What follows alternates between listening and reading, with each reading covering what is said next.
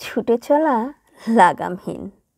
পৃথিবীতে মানুষ সুখকে ধরার জন্য কত কিছুই না করে, কিন্তু দিন শেষে চাতক পাখির মতন চেয়ে থাকা মানুষগুলো সুখের বৃষ্টিতে স্নানের স্বাদ আর পায় কই।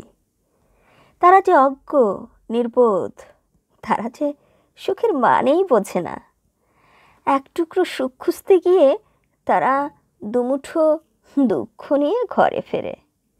ওই যে তাদের কাছে সুখে থাকা মানে আকাশ সমান প্রত্যাশার পূরণ, অথচ দু চোখ ভরে নিশ্চিতে ঘুমানোর মাঝেও যে সুখ আছে তা তারা ভুলে যায়। হাসতে তো বেশি কিছু লাগে না, অভিমানী আকাশের ফাঁক ফোকর দিয়ে এক চিলতি রোদ আছড়ে পড়লেই হাসি ঝরে।